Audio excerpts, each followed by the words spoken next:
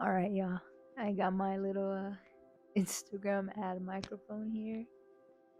But here we go. Lake Hodges, 50K. It's been about a week. Been a week now since I ran my first 50K, and I just want to share a little bit about that experience.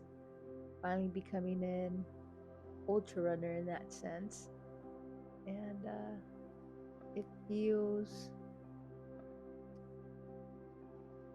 I still want to say, surreal that I actually, did that, 32 miles through the mountains of San Diego. It was an experience. And let me dive in to the 50K. I have a few clips. I didn't really record much because I was in the moment, just battling my own thoughts, trying to stay present and push through the pain, push through watching the hours pass by.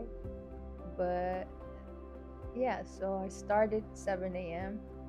That's when the race started. 5 miles in, I was feeling good.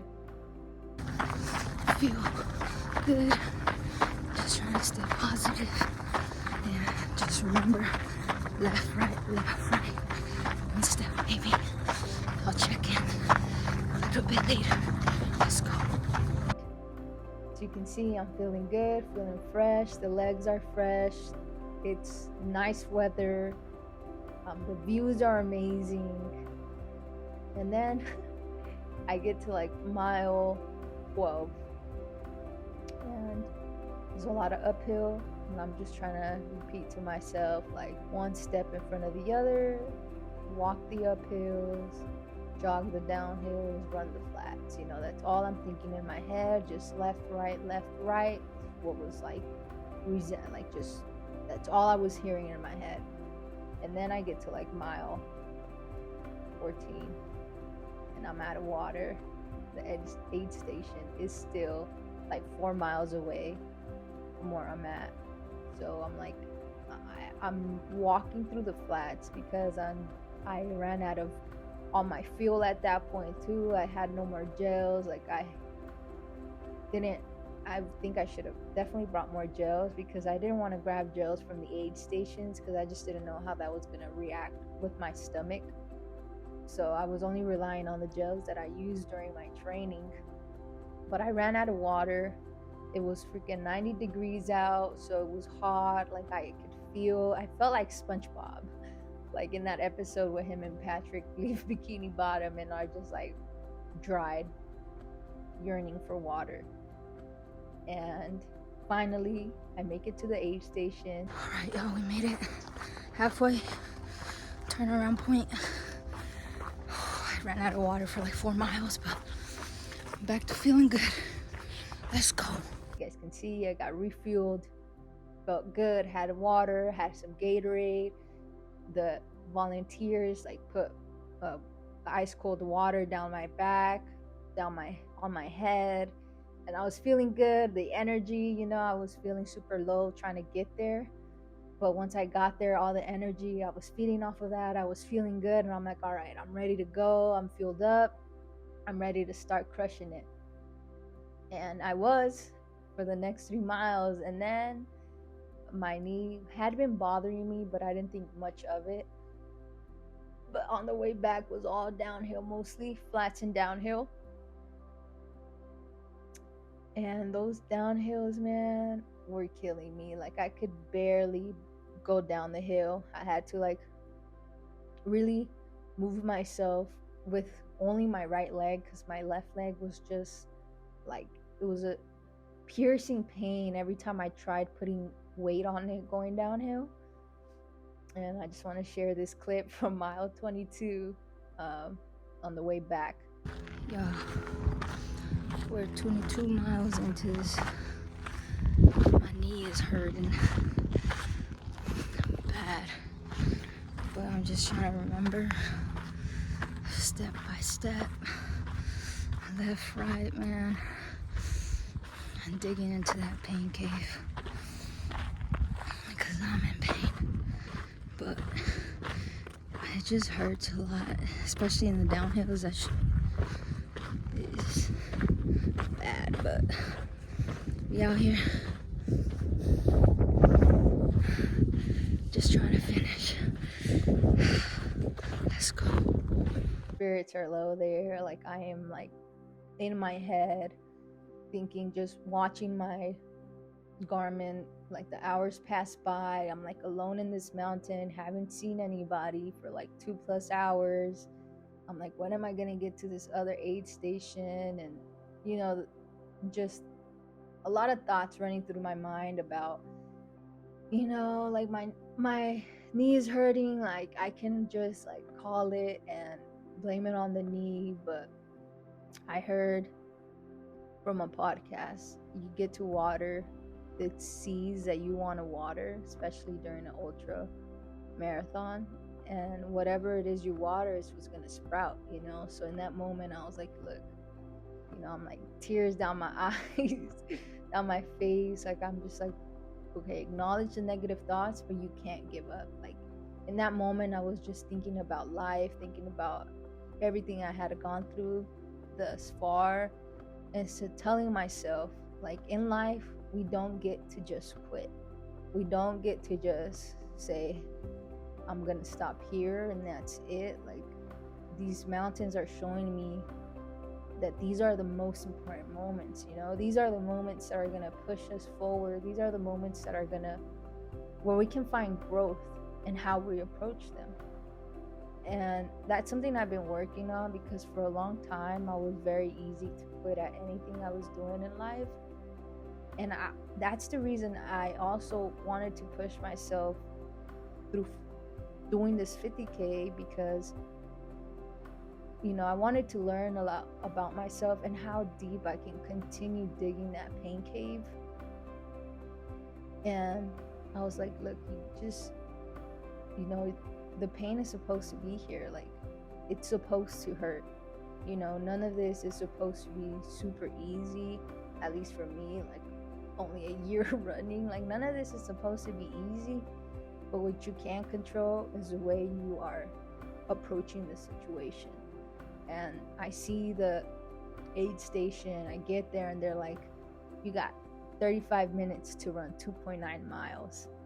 And up to that point I had been basically like walking, jogging for about a minute, walking, jogging for a minute, walking, because of the amount of pain my knee was in. But something in me switched in that moment, and I probably looked like a psycho. I was like screaming at myself. Like, after leaving the aid station, the volunteers were freaking amazing, the community's amazing, but I was like, all right, you gotta suck it up, dude.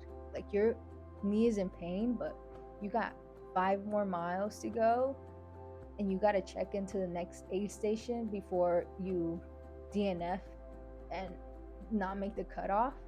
And I was just yelling at myself, like, let's go, come on, dude, like, you just gotta push it, you just gotta push it. Like, that's all. I'm literally yelling at myself at that point, like, not just in my head, like, I'm screaming it. I'm passing like just people on the trails, like, they probably think I'm crazy, but I just needed to scream to myself in that moment to, one, distract myself from the pain, and 2, because I needed to run. Like, there was no room for me to just walk at all in those moments if I wanted to make the cutoff. And luckily I did make the cutoff. Next aid station, checked in again, got refueled up. I was at that point living off freaking switchback electrolytes, cuties, and goldfish. Like, that was my fuel for the last 5 miles. And I got there and they're like, 2 more miles, and that's all you have to do. And again, I told myself, look, you can't walk anymore. Like, we just got to keep going. I kept screaming at myself, and I kind of got lost. The last mile of 50K is 31.1 miles, but I got lost for the last mile, which ended up being 32 miles crossing the finish line. And once I crossed it, like I was just hyperventilating, like having like a panic attack almost because of how much emotion overcame me. Like from being 8 hours on my feet, yes, it took me 8 hours, but I got it done. And that's all that mattered to me in that moment. I just wanted to see how far I could push myself and to get it done, to not give in to those negative thoughts, to the negative self-talk, to really like talk to myself and understand that it is at one point a mental feat. It's as much, I would say, even more mental than it is physical, because your mind can really just make you make it or break you. And what I learned was that the ups and downs are gonna happen, but it's how we choose to approach the situation. Coming off from a year from a lot of loss in my family, a lot of grief and emotions, like all I could think about was what we were experiencing as a family, but also the loss of such an important person in my life. And that's really what also carried me through that, just calling on my grandma's strength to just help me get through the race. But it was more than that, right? I think it's always more than a race. It's about the lessons you learn about yourself. And I learned a lot about myself. And I can only say to anybody out there watching this video that you can do it, and that life gets hard, and sometimes it feels like the pain, the darkness is never gonna end, but you will be okay as long as you, even if it's one step a day, in whatever manner that looks like, you will get to a point where you can look back and say, damn, like I went through that, but I only came out stronger. And you'll see the light. And sometimes that light is always within us. It just takes a lot of untangling emotions that block it. And it's a lifetime work. I'm still working through it. But I'm excited to continue this running journey, because if anything, this past year of running has shown me that there's just so much potential that we all as humans have, that sometimes we're the first to knock down. And I don't know what's next. Most of these races the goal has just simply been to finish. Maybe the next race will be a marathon, trying to shave off an hour of my marathon and really dial in on an actual time goal, or a 50-mile race. I don't know yet, but I'll keep you guys updated. I want to thank you for watching this video. It means a lot to me. And if you're thinking about doing it, do it, because you can, and it's worth it.